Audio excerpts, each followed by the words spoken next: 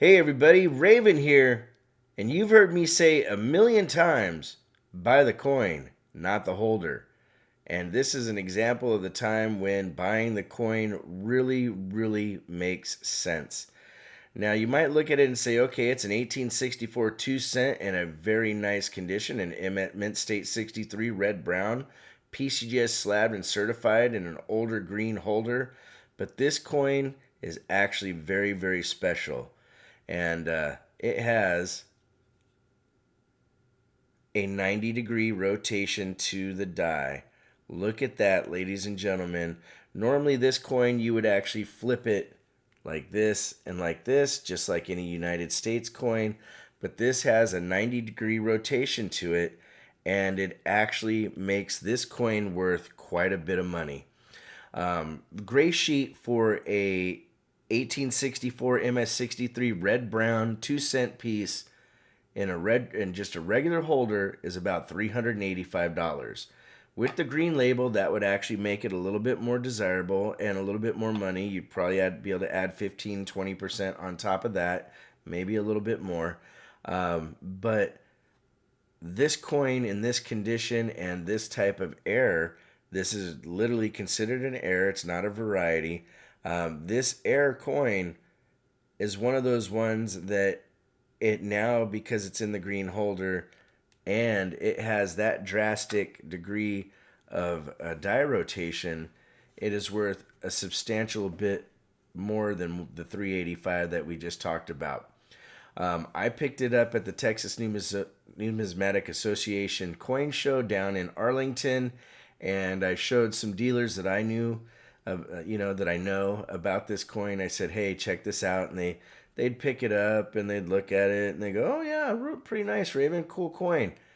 Then they'd flip it over, and they'd all go, or or they get this little smirk, where you don't see a lot of dealers get excited about coins because I know some dealers they're very high end dealers that have coins that I would never imagine being able to own, and currency that would blow your mind. $18,000 for a Mint State Lincoln note, to give you an example.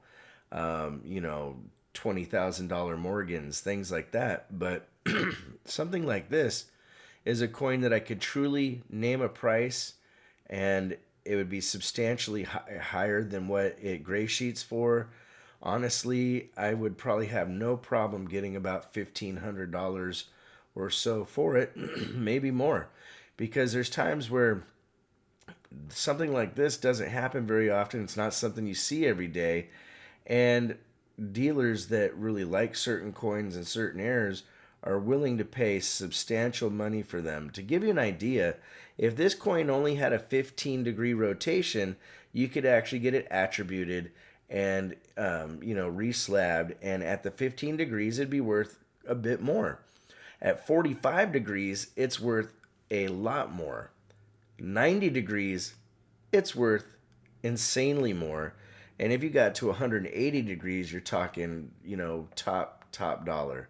For those of you that do not know, what happens is the way that coins are minted in the United States is you have, you look at it one way and you flip it and it's up and down both sides. And so what causes this error is a couple different things. The original dies might have been misaligned, or during the minting process, somebody didn't tighten one of the dies properly, and they start moving during all that pounding and action. Because what happens when you mint coins, the pressure is so immense and so intense that there's an actual slight fraction of a second where the coin is actually melted into its form, and they cool really rapidly. But that is the reason why this coin is worth so much, is because it is something that you just really don't see very often. There's coins that are known to be, slight rotated with a lot of rotations through in the years, like the large cents and whatnot.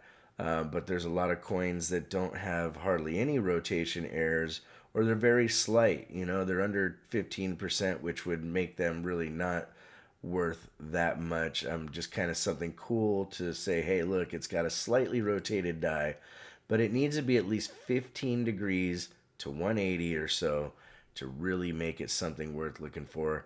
And like I've said a million times, make sure you buy the coin, not the holder. I know there's exceptions to the rules to what I'm saying, you know, when it comes to like an NGC white holder or the PCGS first generation doilies. The doily that looks like grandma's old doily on the coffee table, those are worth quite a bit. And the NGC holder I'm talking about it looks like an old fatty holder, but it is completely white. There's no NGC stamp behind the lettering and no hologram stuff whatsoever.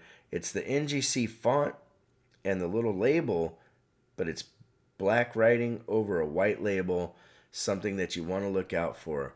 But again, like I said, something like this, you just don't see it every day.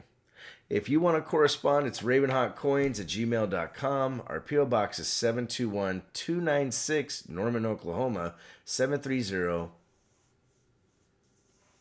I almost forgot what I was saying. If you got to this point, make sure to leave a thumbs up and subscription if you're not subscribed yet. Like always, please make sure to take care of one another, and we'll see you real soon. Ravenhawk Coins, have a great day.